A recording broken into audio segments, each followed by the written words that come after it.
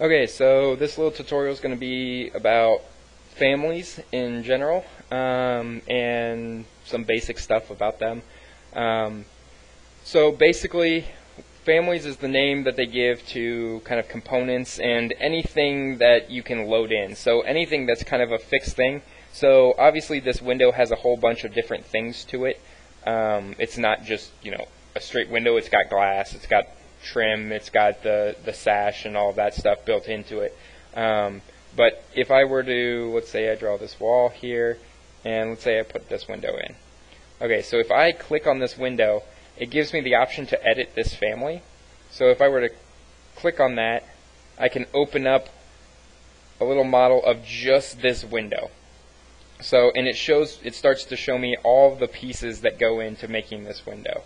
Not just the window itself. I can select each individual thing.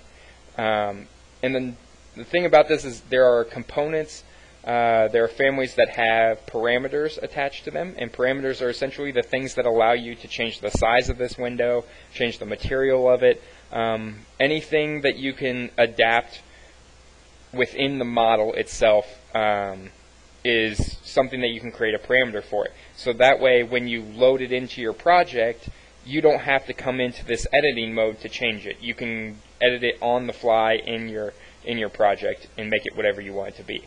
So if I come over here to views, and let's say I go to this elevation.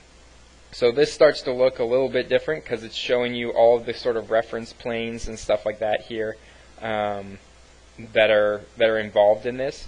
So if I click on this dimension string, it's showing you that the default height is showing me 3 foot. It's showing me 3 foot 10 3/4 up to this line here, 1 1/4 for the top there, and all this is kind of stuff that's none of these are really locked in. So you see the open lock, open lock, open lock there. But if I click on this one, it's a closed lock, so it's locking two things together and saying that you can't change. You can't change the 3/4. It's always going to be there. So when you're dealing with families, you have to think of this as kind of like a giant logic puzzle. And the reason for that is it's going to do whatever you tell it to do, but you have to tell it a bunch of different things to make it work kind of the way that you want it to. So let's say I have this this little frame here, and I'm going to change that. So I come in, I hit edit. So basically what I did there was I selected it, and I had edit extrusion. So this is just considered a basic extrusion. They've sketched a shape here, and then down here they've told it how deep they want it. So let's say I wanted to change this. I don't want it to be 3/4. Maybe on this side I want it to come all the way out to 2.5. I know, it's weird, but run with it. So I click my check mark, and I make that stay right there. So if I were to load this into my family, I say overwrite the existing version.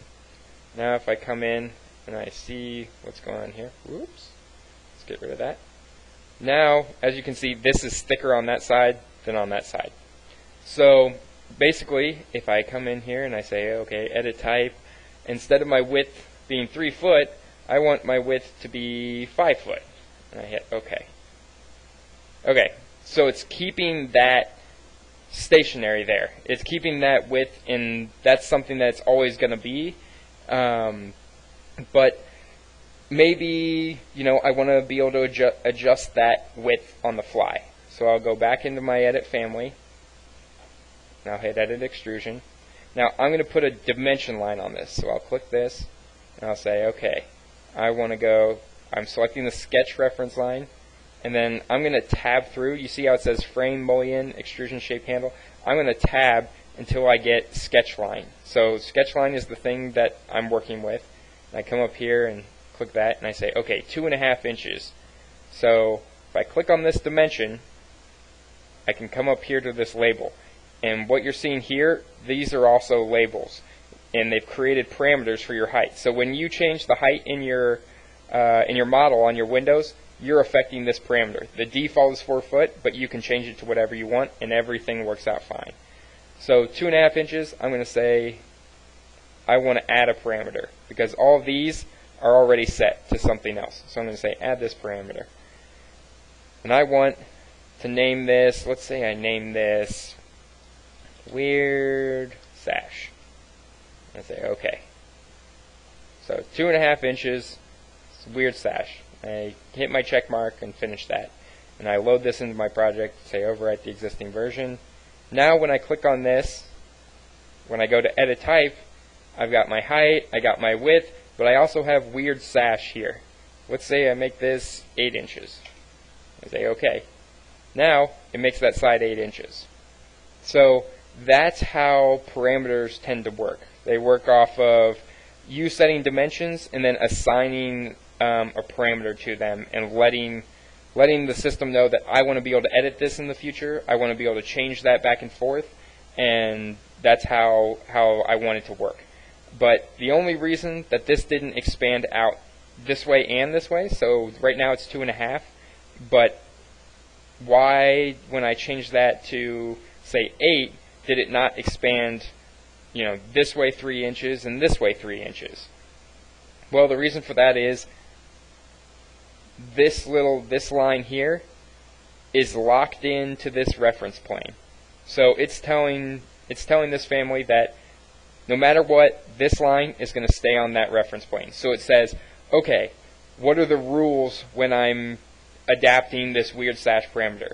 Okay, I'm affecting these two lines here. Okay, this one says it has to stay there, so I'm going to stay there.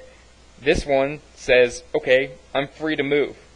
So when you change this dimension, it says, okay, this one stays, this one changes to make this dimension whatever it wants to be. So it ends up being kind of this logic puzzle of you have to lock this one in place, then you have to create your parameter, and then this one's free to move. So there's a bunch of different stuff when you're creating families that creates this dynamic of all of these parameters working together to create a working family or something that works effectively.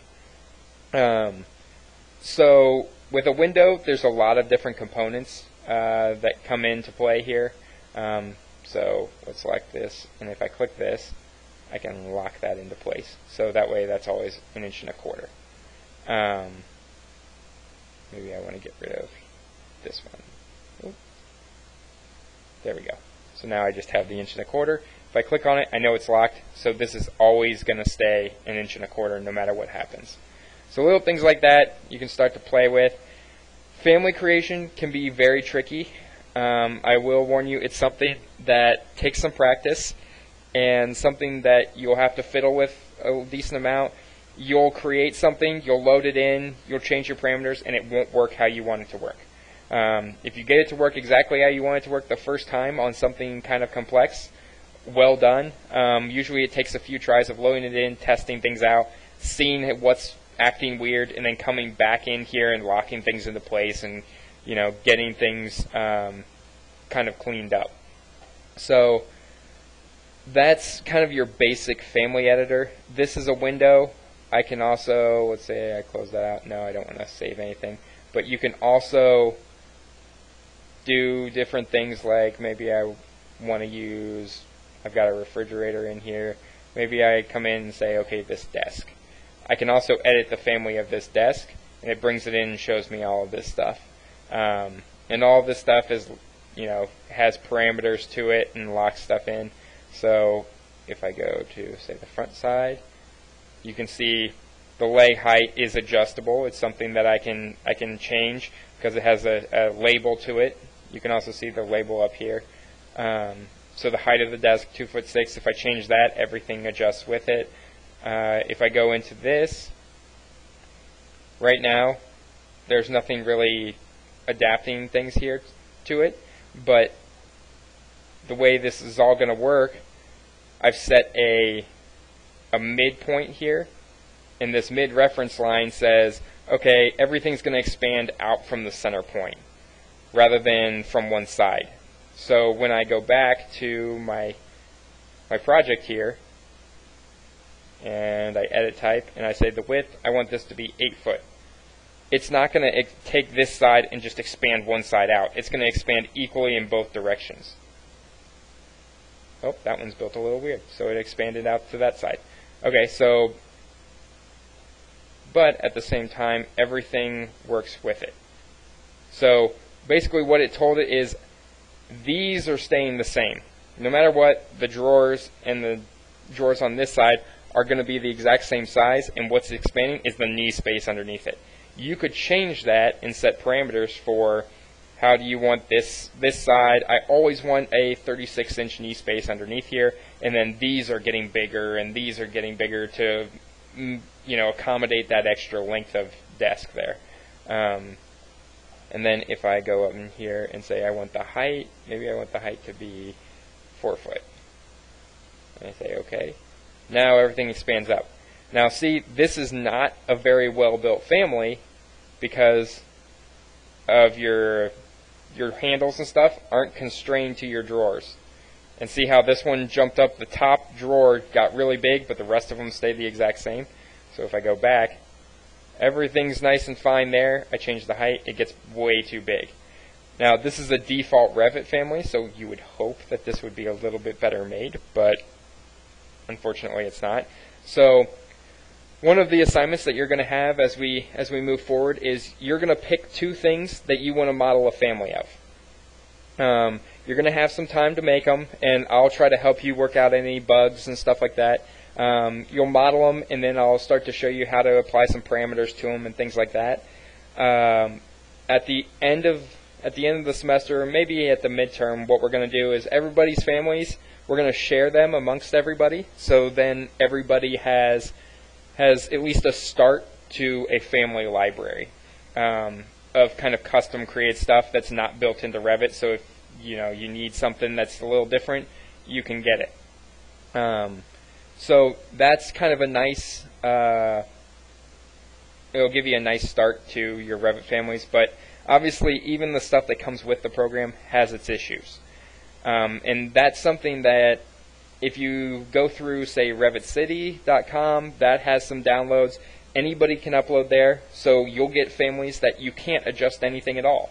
Or you'll get families that are perfect and have everything's nice and constrained and awesome, and you're pretty much good to go.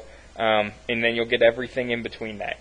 So you have to be cautious of the families that you bring in, because sometimes the families will wreak havoc on your models. Sometimes people build this desk takes up very little space in this model, but somebody might have built this desk in a way that's just crazy, and it'll take up a huge amount of space in your model, and all of a sudden your model's running slow and everything, and you can't figure out why, and it's because somebody built a desk in a stupid way, and it's a huge file, and who knows why they did it the way they did it. They just didn't know what they were doing. So we're going to get into family creation. Doing a tutorial of family creation can be a little tricky just because there's so much to it, and the best way to learn how to do it is to just get into it and start messing around. See what happens when you do various things, and then as you run into bugs, I'll try to help you out in troubleshooting and stuff like that. So we won't rush through building your families. I'm going to tell you that you'll model one light fixture, and then another thing might be a piece of furniture or maybe a cabinet or something like that.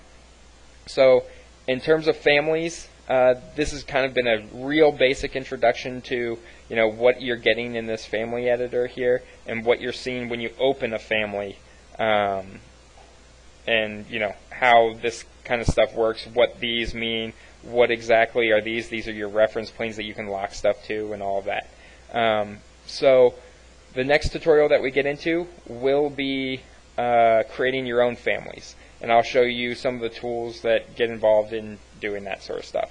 So for now, this is your basic introduction to that stuff.